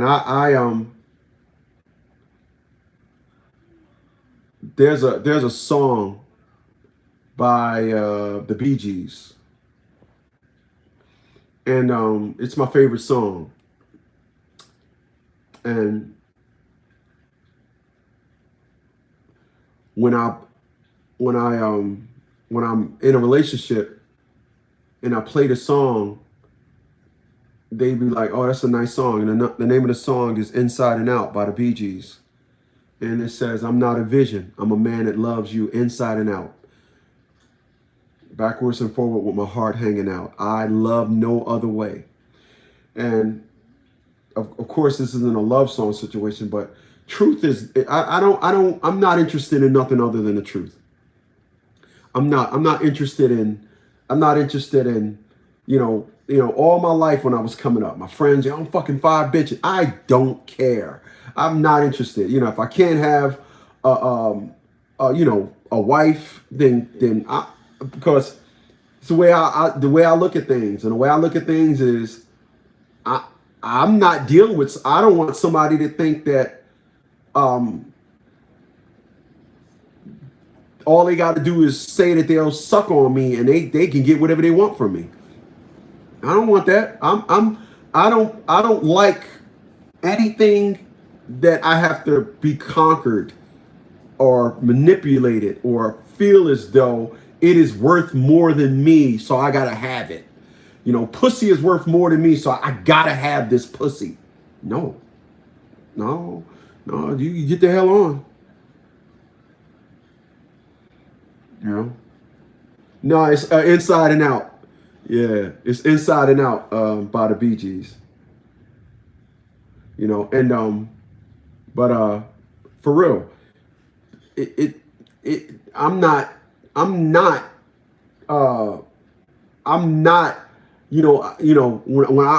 I be watching some of these, I never went to, no, I went twice. Let me say never. I went to a strip club twice. I went 2 days before we shipped out for Desert Storm. And I came home to visit one time, and me and my brother went to the strip club. Only 2 times I ever went to a strip club. I ain't ever went to a strip club. I don't see how I'm going to sit down there and you're going to tease me by shaking us in front of me. And that was never my thing. Like, so you mean to tell me all the chick I do is shake her butt and you ain't going to get none. Just shake us in front of you and you going to give us some money? Nah, I'm not, no, I don't.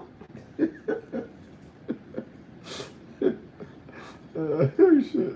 Nah, that ain't what we doing over here, partner. That ain't how we doing that over here. That's not how we doing that over here. We ain't doing that over here like that. We ain't doing that. We ain't allowing somebody to think that all they got to do is shake their ass cheek, do anything. No, when you in my bed and I got access to the booty, then we can talk. But all that you just shaking it in front of me and all that never fazed me. Never fazed me. That never fazed me. Dealing with some chick that thinks she's the catch. Oh, that definitely never fazed me. Never. It never will. Never will. I lost a lot of prospects because they thought they would.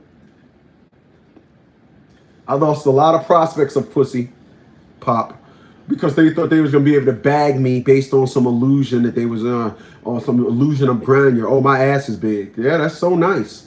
Yeah, she got one too. Yeah. But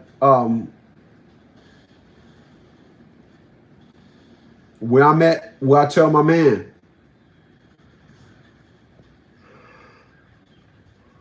excuse me, you got to show, this is where we're at when it comes to women in 2023.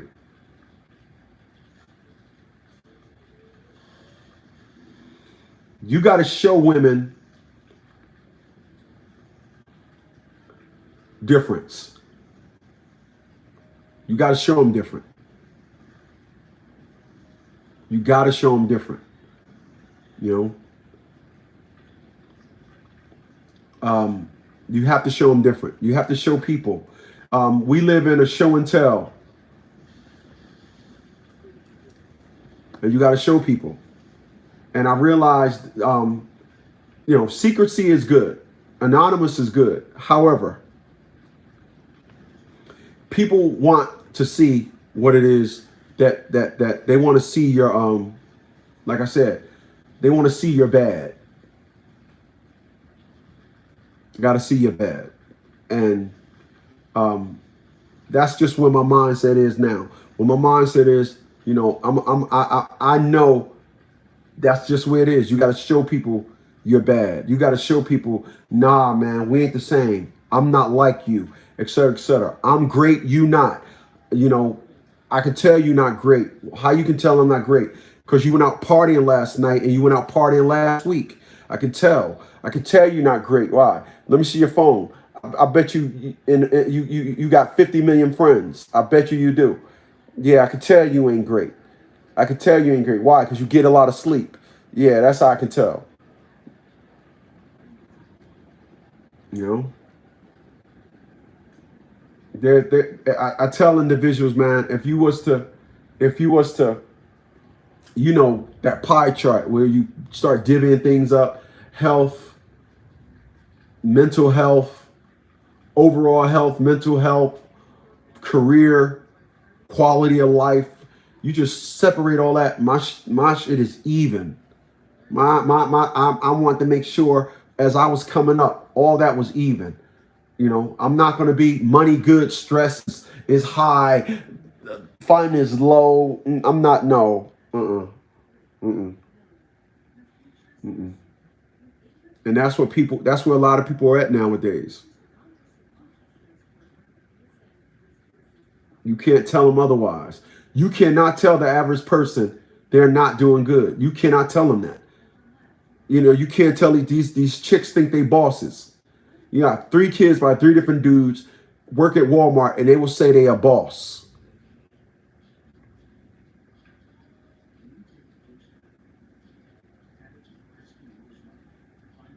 I got individuals, 3, 4 child support cases calling me up crying, but they running the hose.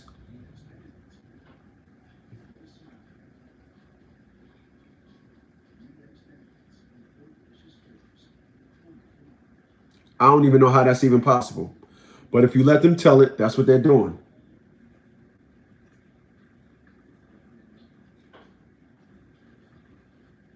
But when you humble, especially in the community y'all call black, when you humble, you're not heard. Remember that. Remember that. When you're humble, you're not heard.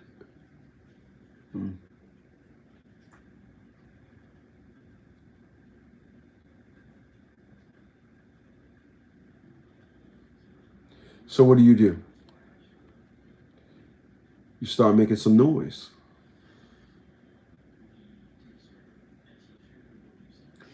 The beautiful thing about greatness is it's by resume only. You can't anoint yourself great. Your resume tells you. And to be honest with you, you don't set out to be great. Nobody set out to be great. You just keep doing your thing. You keep stacking. Great is actually in layers. Look at LeBron. Look at how many things he's accomplished. Great comes at you in layers. Or great are layers. This is why great can take a hit and it's not out of the game. You got that individuals like Jay-Z said, and imaginary players. Now you got these young cats acting like they slung cats, all up in they dumb raps talking about how they fun stacks. But when I see them in the street, I don't see none of that. Damn, Playboy, because the Hummer at? Where's all the ice with all the platinum under that? Those ain't Rolex diamonds. What the fuck you done to that? That's what he was talking about. All up in a dumb rap talking about how they fun stacks. But when I see them in the streets, I don't see none of that. Damn, Playboy, because the Hummer at? They ain't got that. But see, when you are great, layers. That's why you keep your mouth shut. Don't say nothing. Layers. You ain't out there trying to accomplish. You ain't out there trying to show and tell to get some coochie. When you show and tell, it's like cats. You on the move. Damn, yeah. You ain't show and telling at a party in a room, cacking away about what you got and everything. No, you don't do that.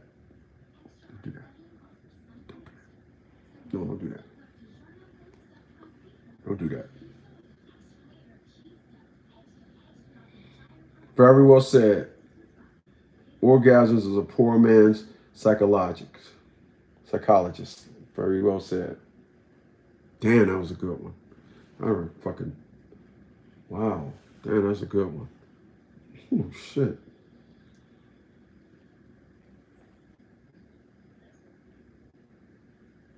That is so true. That is so true. An orgasm is a poor man's psychologist. Damn, I like that. I'm actually going to steal that. Because people don't know, you know. But as I said before, and I'm gonna say it again, when you get into an argument with somebody, they will not, under no circumstances, be a person in your class. This is why LeBron had to put his foot up in somebody, a player that was not in his class. He never had that problem with KD. Kevin Durant. He never had that problem with Harden. He never had that problem with Chris Paul. Look who greatness had a problem with. A person that couldn't tie his shoes. Catch you guys on